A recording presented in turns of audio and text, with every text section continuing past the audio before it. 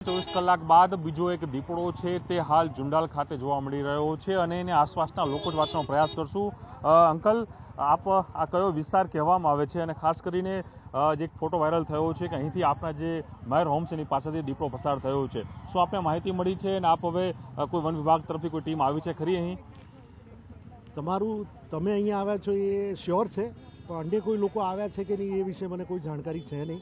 આ બાબતે જે કોઈ જાણકારી અમને મળી તે સવારે 6, 6:30ની આસપાસ ઓરલ મેસેજ કે આ બાજુ જરા જંગલી દીપડાનું આગમન થયું હોવાથી તમે લોકો જરા ચેતતા રહેજો. અને તે પછી લોકલ ન્યૂઝપેપરમાં પણ આ મેસેજ જોયા અમે, તો એ કન્ફર્મ થયું.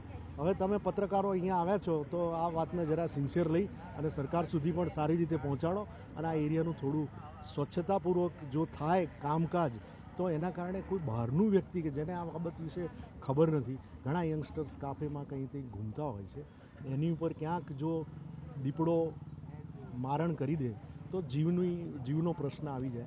તો બેટર એ છે કે સરકારશ્રી તરફથી કંઈક સારા પ્રયત્નો થાય. આપણે કે ડરનો માહોલ લાગી રહ્યો છે અહીં, કારણ કે દીપડાની વાત થઈ રહી છે, આપણે રહી રહ્યા છો આસપાસ? તો હા, એ અવશ્ય. એવું સવારે જ્યારે વહેલી સવારે આ બાબતે માહિતી મળી તો તરત જ અમે લોકોએ ઘરના દરવાજાને હાથે બંધ કરી અને અંદર રહેવાનું મુનાસિબ કર્યું અને અંદર જ રહ્યા. હું સવારે વોક કરવા જઉં છું, એ પણ આજે ગયો નહોતો. એ ચોક્કસ વોક કરવા નથી ગયા. હું દ્રશ્ય આપણે બતાવવાનો પ્રયાસ કરીશ કે જે દ્રશ્યો છે આજ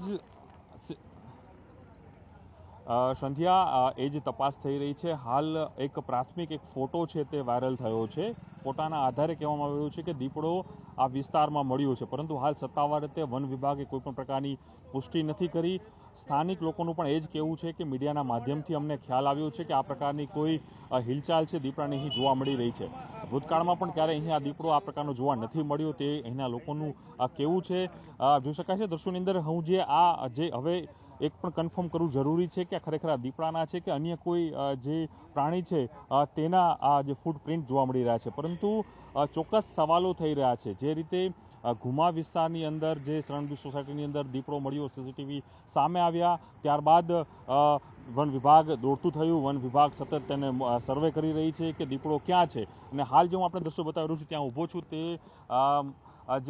જે સ્કીમ છે તે સ્કીમની આસપાસ ઊભો છું. દ્રશ્યોમાં પણ જોવા મળ્યું છે કે લોકો પણ અહીં પહોંચ્યા છે.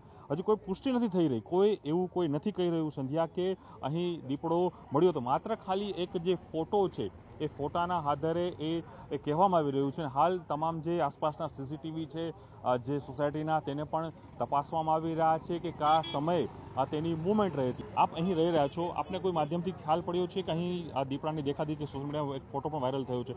કેવો ડરનો માહોલ આપણે લાગી રહ્યું છે અહીં અત્યારે? એકચ્યુઅલી સર, હું તો અહીંયા મારું સામે જ ઘર છે, રેસિડેન્ટ છું, એટલે હવે ખબર પડતાની સાથે અમે એન્શ્યોર કરીએ છીએ કે અમારા gates all the time close હોય. અને રાત્રે બહાર એકલા નીકળતા હું ડેફિનેટલી વિચાર કરીશ કે અહીં બી રેન્ડમલી રોમ કરી શકે છે.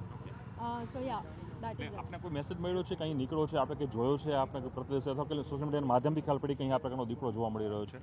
એકચ્યુઅલી આજે મારા વોટ્સએપ ગ્રુપ્સ હોય છે જે લોકલ સોસાયટીના કે પછી લોકેલિટીના, એમાં જ અમે ન્યૂઝ ખબર પડી છે. બાકી અમે પર્સનલી જોયું નથી.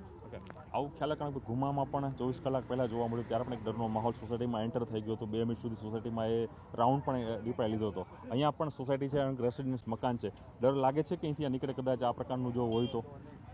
ડેફિનેટલી, એટલે એવું ડિનાય કરી શકાતું જેવું છે જ નહીં ને. અહીંયા થોડા પગલાં બી છે ને જે અમે ફિગર આઉટ કરવાની કોશિશ કરી રહ્યા છે કે આ ડોગના છે કે પછી લેપર્ડના છે. એટલે ડેફિનેટલી શ્યોર નહીં હોઈએ ત્યાં સુધી અમે સેફ સાઈડ રહેવાની તો કન્સિસ્ટન્ટલી કોશિશ કરીશું.